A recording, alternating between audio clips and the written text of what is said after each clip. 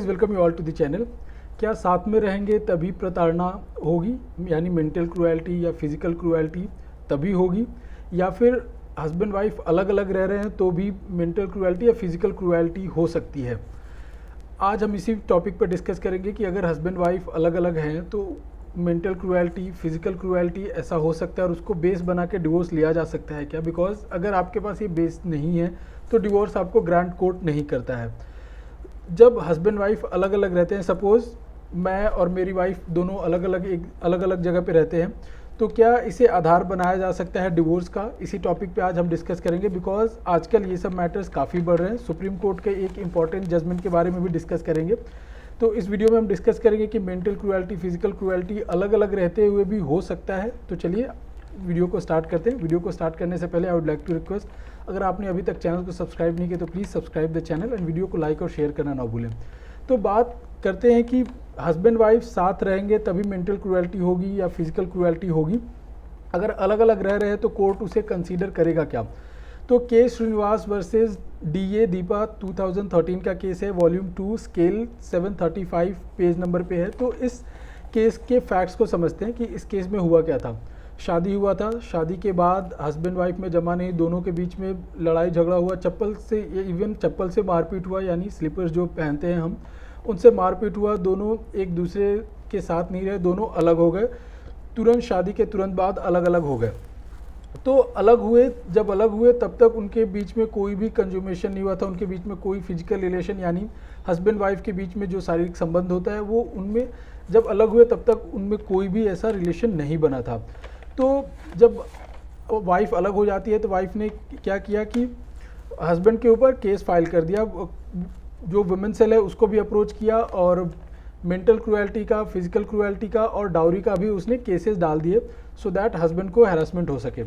Husband ने भी wife के अगेंस्ट में सेक्शन 9 RCR यानी restitution of conjugal rights, Hindu marriage act section 9 के अंडर में हस्बैंड ने केस फाइल कर दिया। वाइफ को वापस बुलाने के लिए, अपने पास बुलाने के लिए केस कर दिया।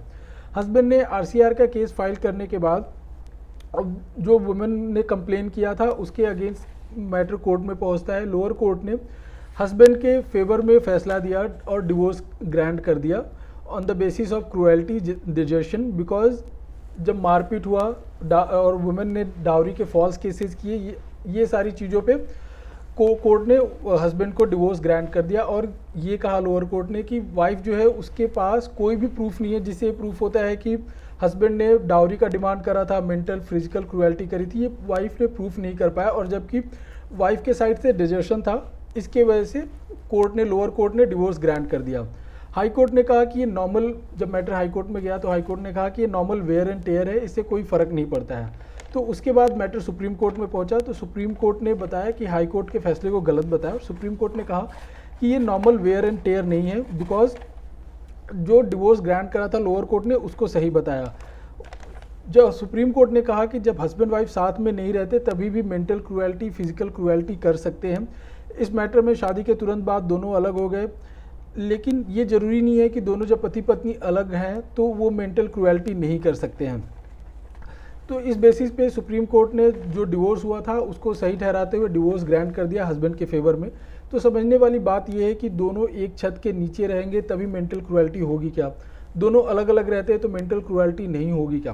तो इसमें सबसे बड़ा बात आता है कि एक एग्जांपल के तौर पे समझते हैं कि अगर सपोज हस्बैंड वाइफ दोनों अलग अलग जगह पे रह रहे हैं, हस्बैंड है वो चला जाता है वाइफ के ऑफिस में, उसे काम नहीं करने देता, उसे परेशान करता है, उसे गाली गलौज करता है, उसे उल्टी सीधी बातें बोलता है, सोसाइटी में उसके कैरेक्टर के ऊपर उंगली उठाता है। वाइफ जो है हस्बैंड के अगेंस्ट ऐसे कुछ काम कर देती है, हस्बैंड के ऑफिस में हस्बैंड के जो एम्प्लॉयर है उनको कंप्लेन करती है, हस्बैंड का जॉब तक चला जाता है। तो क्या ये सारी चीज़ें मेंटल क्रूएल्टी में नहीं आएंगी? ये सारी क्रूएल्टी में नहीं आएगा क्या? तो डेफिनेटली इसका आंसर है येस, बिकॉज दोनों अगर अलग रहते हैं तो भी क्रूएल्टी कर सकते हैं एक दूसरे के अगेंस्ट। और यही के श्रीनिवास वर्सेस DA दीपा के 2013 के केस में सुप्रीम कोर्ट ने भी कहा था कि जब हस्बैंड वाइफ अलग रह रहे हैं तो भी वो क्रूएल्टी एक दूसरे के साथ कर सकते हैं। ज़रूरी नहीं है कि वो दोनों एक ही घर में रहे, एक ही छत के नीचे रहें। तो ये सारा चीज़ें था, अगर हस्बैंड वाइफ अलग रहता है तो भी क्रूएल्टी कर सकते हैं एक दूसरे के अगेंस्ट। आई होप ये वीडियो आपको समझ में आया होगा। इस वीडियो से रिलेटेड अगर आपको कोई भी डाउट है तो आप कमेंट सेक्शन में पूछ सकते हैं। Thank you.